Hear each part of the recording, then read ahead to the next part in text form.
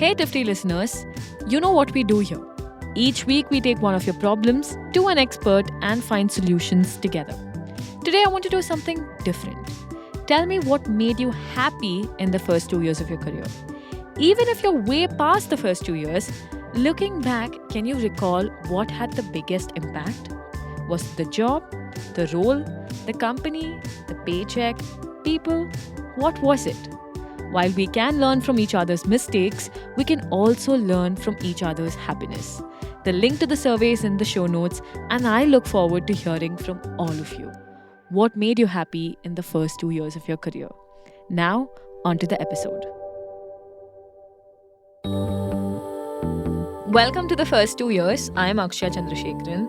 Rahel and I are back again for part 2 of our retrospective episode from last week. Hi, Rahel. Hi Akshay, so good to be here for part 2. Like in the first part of this 2-part series, we are reflecting on close to 30 episodes worth of advice from more than 60 guests roughly. Yeah, who would have thought? And we have picked our top 10 episodes in no particular order.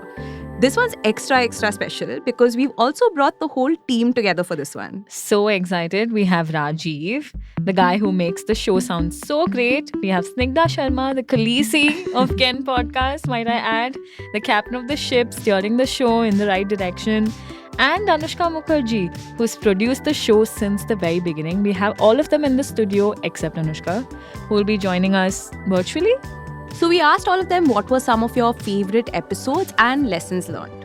And also, definitely stick around for what has to be the best part of this episode, where we check in with a bunch of listeners who featured in previous episodes, sharing where they are at right now. Stick around.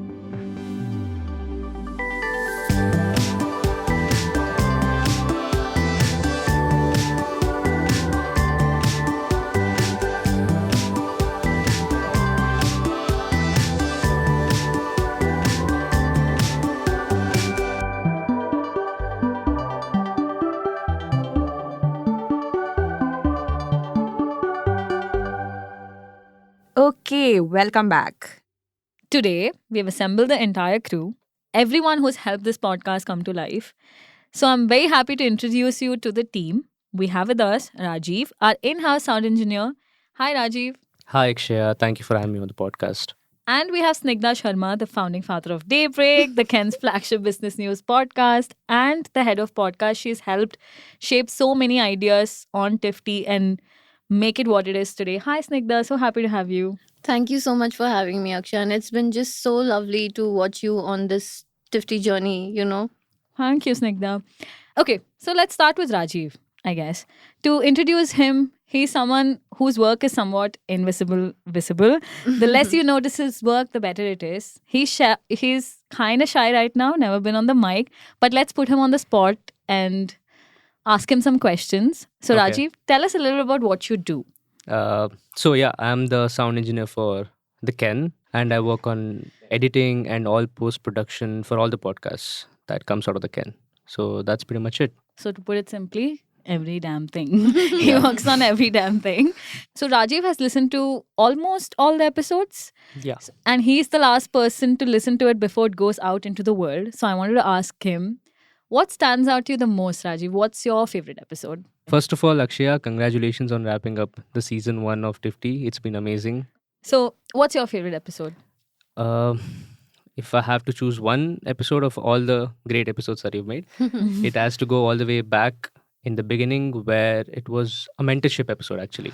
Oh, throwing it all the way back. Yeah, all the way Yeah. back.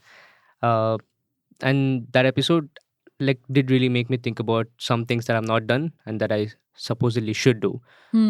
So that's one of the favorites. Do you have a mentor, Rajiv? No, I don't have. Okay. But somewhere in the middle of the podcast, I just started realizing maybe I should have one because I just kept realizing there are great, positives of having a mentor. And when coming to that, I would say there was a great guest on that mentorship Yeah, episode. I think it was Sairam Krishnan, head of marketing at Atomic Work. Correct. Yeah. So he mentioned a great example of how to choose your mentor, and he gives an example of Dravid and Sachin as Yeah, I choosing your remember mentor. that. Yeah, correct. Find your Dravid. Exactly. Find your Dravid over your Sachin. It's Yeah. basically saying that Sachin is such a great talent. he has an innate talent to be. I mean, he was born with the talent, right? Yeah, a genius. Genius. So he's like one of those talents who comes in like once in a generation or something like that. Mm. But Dravid is a person who has worked towards his skill. Like every passing game, every tournament that he's played has honed him. He honed the skill that he developed. He wasn't born with it. Exactly. He was probably on. I mean, he might have or might have not, but he has definitely crafted the skill over a lot of games and tournaments. Correct. And that's such a great skill to have for a teacher and as a mentor, especially because he's able to pass that skill to his mentee. Yeah.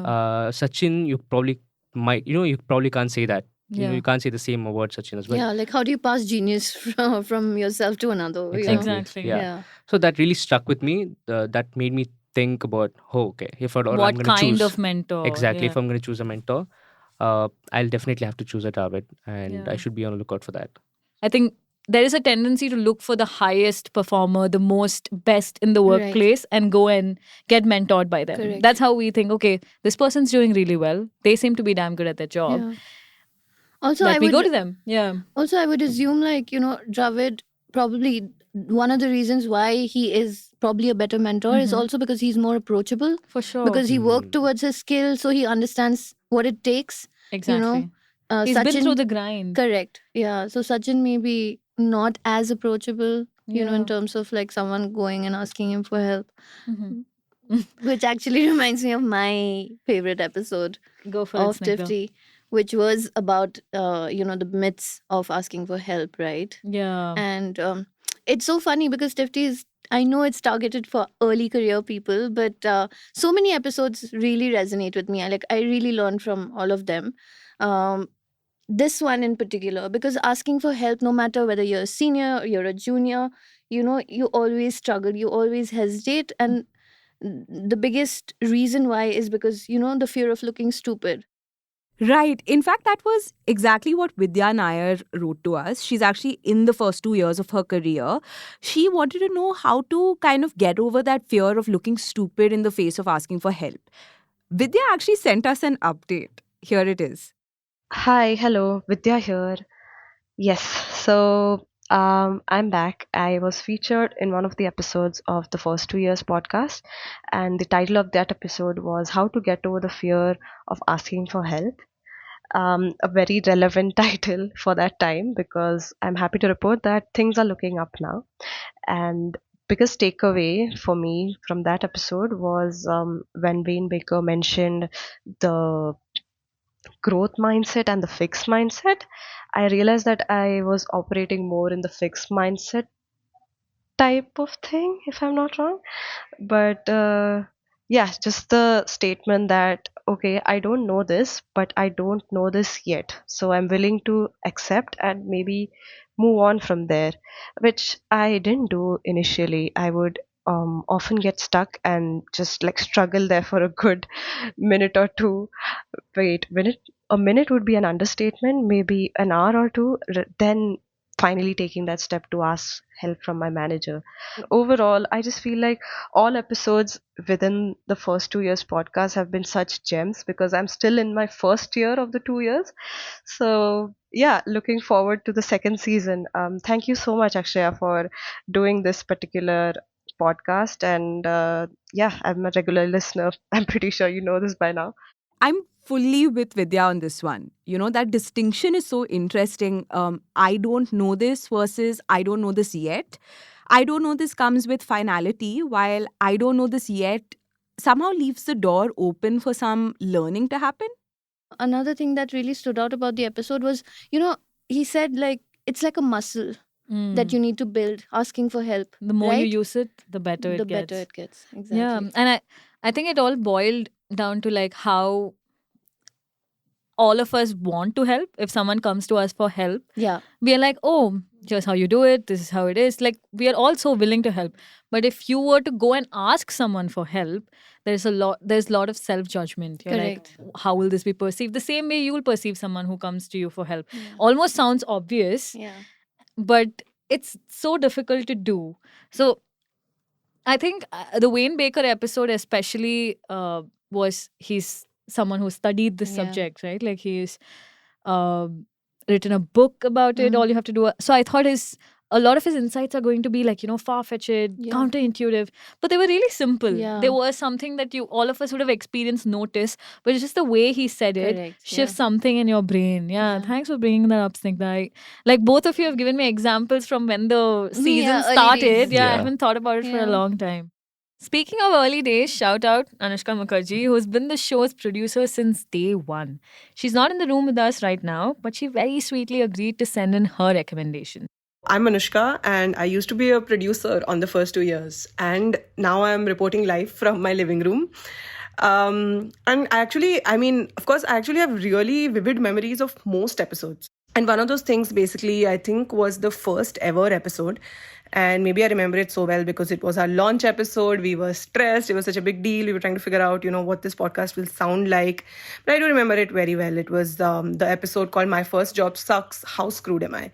But that's the episode, Akshay, where you brought on Balaji Ramchandran, right? And he's talking about the situation where a lot of people right out of college end up at a job, and it's great. They've gotten like their dream job and a great job, but they kind of realize that, hey, like this is very different from what I thought, may not be exactly what I want to do, and you feel like really confused, and you feel like, should I be confused, and stuff like that. And he says that, hey, if you're feeling weird or unhappy, dissatisfied, confused, all of these like bad words, negative sort of words, he said that's actually great. It's great because it means that you care and that you're ambitious, that you really want to do something that you love.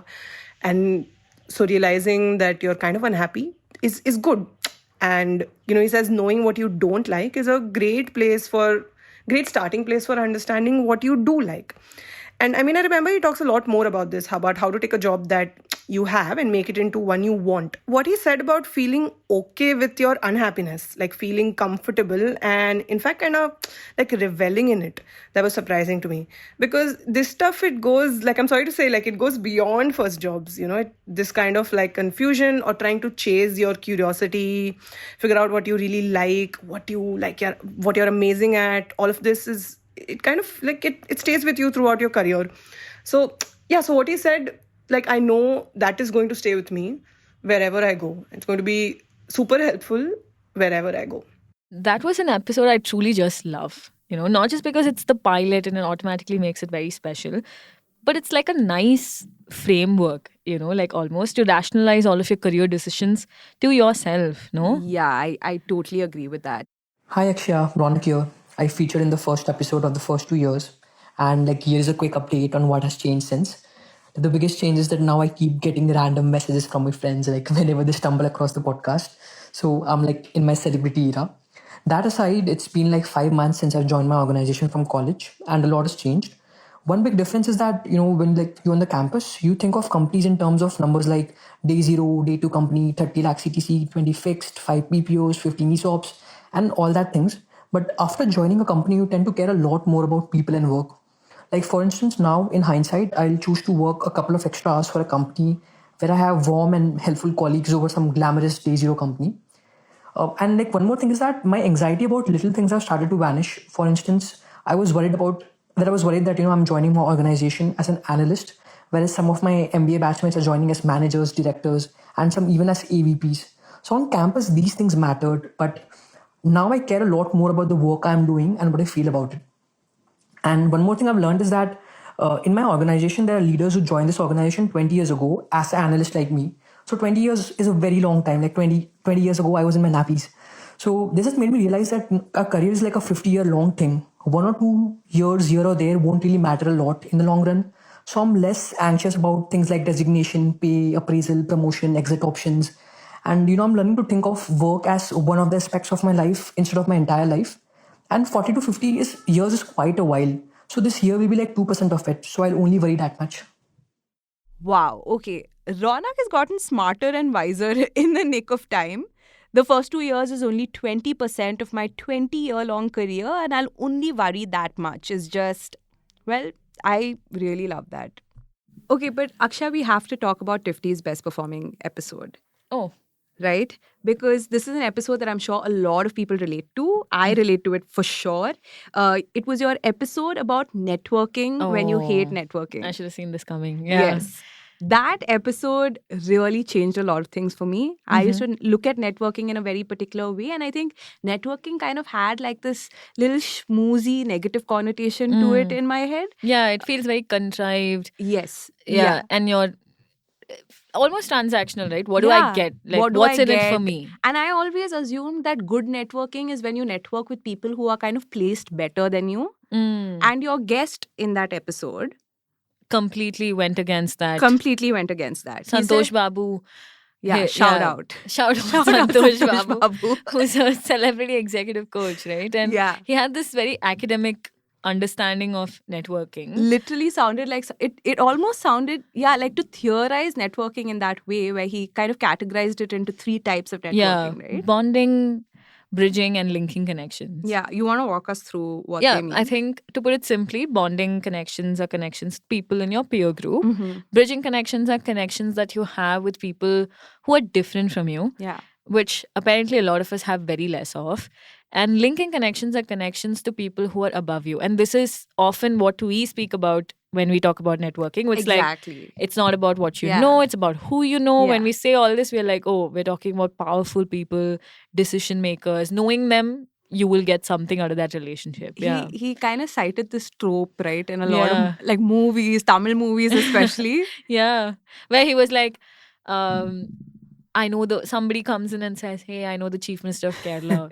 And he's like, but does the Chief Minister of Kerala know you? Exactly. That's the whole point, right? I think bonding connections is just something that we often overlook, right? There's Mhm. so much, we don't really look at our peer group as, you know, we don't look at interacting with, Invaluable, yeah. exactly, and they are an invaluable kind of asset. So it was an interesting kind of perspective on networking, and I really appreciated that. Now that you bring it up, it reminds me of something he said in passing, right? But kind of stuck with me. So I was like, everyone aspires for linking connections. Yeah. And linking connections automatically, I mean, in theory, it looks like it's the most useful connection that you can have. So why not just have a lot of linking connections? Yeah. So what if I don't have that many bridging connections and no bonding connections? What do I stand to lose, right? And he was like, if you are someone like that, you know, who's constantly aspiring to have linking connections, your peer group will sabotage you. And we see that playing out in, you know, professional working life all the time. When someone's constantly trying to get in the books of You earn that reputation of being a brown noser, right? yeah, like a almost serial brown yeah, noser. exactly, a serial brown noser. You're not taken very seriously, and you're like, okay, this person is this way, let's just avoid them. That's all the negative connotation that comes with networking. So I think he makes you look at all your relationships in this, and he makes you look at it in a whole new way, to put it Absolutely. simply. Yeah. I really enjoyed that episode. Thank you, Yeah. Santosh Babu. Thank you, Santosh Babu sir. Okay, we have to also, Akshay, talk about the infamous episode where Tifty host Akshay Do we have to? Chandrasekhar, we must, asked to be trolled. And she was quite ruthlessly, I might add. The things you do for your In my podcast. defense, I asked for a review. And instead, Karthik Srinivasan, who's a very well-known communication strategy consultant, Yeah. chose to troll me. And Can I just ask, why was your LinkedIn profile picture coconut trees, Akshay? I mean, honestly, Was it really because you like Like coconuts? you know this best, right? I really do be loving coconut water so much. I have it almost every day. But there was no good reason for it to be Yeah. on my professional LinkedIn cover picture. And I'm still yet to change it. It's been over a month. Since we were talking about networking, personal branding is also one of those things where it feels super contrived. Yeah. And as journalists, we're constantly thinking about, almost in today's day and age, all journalists have a personal brand, right? Absolutely, And you're yeah. constantly thinking, okay, you're in the public view. Do you need a personal brand? Yeah. Is this something, will my work speak for itself? Do I have to build one consciously? And all of that, right? So it was also important for me. Even I had a lot of curiosity going into this Yeah. to understand what does personal branding look like for someone in our age group. And especially when you have no work experience, you have nothing to show for, you're just starting out in the first 2 years. I almost thought it was impossible. Yeah. You know, it's funny, Akshay, so many of your episodes have this running thread, like, right? Like when you think about imposter syndrome, when you think about networking, when you think about building a personal brand, a lot of it has to do with like us just feeling like we don't have anything to speak of. We don't have work to speak of. We don't, Yeah. right? Like, and a lot of those feelings have to be kind of overcome. It kind of compounds and like manifests itself in like so many different ways. I Yeah. think in early career, this is all you're going through, right? Yeah. Am I good enough? Yeah. It's such a. I think my podcast should just be named "Am I Good Am Enough?" I good enough? You know, there is so much "Am I good enough?" Yeah. Type of this thing. But in this episode, despite Karthik being so great Yeah. as he always is, the insight actually came from the listener who had written in with the problem, right? Right. Do you remember, Rahil? Was his name Abhishek? Yeah, it was Abhishek. Yeah, Abhishek Abhishek Kabi, I believe. Abhishek Kabi. He was such a smart guy. He said Yeah. something that really stuck with me. He said something about how, jobs will come and go, opportunities will come and go, but the thing that you carry with you is social capital that you could build for yourself. Yeah. Right? And that was such an interesting kind of perspective on things. Yeah, and it makes a lot of sense coming from him because Yeah. in this economy, Yeah. when it's so volatile Yeah. and so much layoff news we read, you know that your job is not guaranteed and Yeah. you can't coast along. And you also know that in your early career, your role keeps changing. Correct. So you need something to hold on to, right? Something Something that's that's your own. And Yeah. independent of your organization or Independent of the yeah. role you're doing. Yeah. Something that sets you apart from so many people who are competing for the same role all the time. And so I think he had been thinking about this. Even when he came with the issue, the problem, I was like, that's such a deep and meaningful. Absolutely. Yeah. And he was like, I know this is important. I know this is going to be a competitive advantage for me, Mhm. but I just don't know how to do it. You know, what if people laugh Judge at me? me, What or- if people judge me? What if I do it and it doesn't come across Yeah, in a as good way? And authentic. yeah, Mm. as authentic, and I have more to lose than to gain. Yeah. Right. So then how do I navigate it? Right, but this kind of just brings us back to what you had said in the last episode as well, right, Akshay? Some of the most meaningful insights actually came from listeners, like people who were actually in their first 2 years, who were going through these difficult kind of phases in their careers, confusing phases in their careers, and they were so vulnerable and open. And Yeah, and that's the thing that actually always blows you Yeah. away. We have been speaking a lot about problems, big and small, that one might encounter in the first 2 years of your career. But we wanted to do something a little different for the season finale. We wanted to talk about what brings you happiness at work. You spend a quarter of your life at work, which makes finding happiness extremely coveted. You don't have to be in the first 2 years to take this survey. Anybody is welcome to join us. Just jog your memory, think back to what brought you the most amount of joy and job satisfaction when you started out. Tell us and we might have you on the show. The link is in the show notes. Thank you again to my colleagues Rajiv CN, Snigdha Sharma, and Rahil Philippos for joining me on this side of the mic. Thank you to all my listeners for writing in each week. See you at the season finale next week. Stay tuned.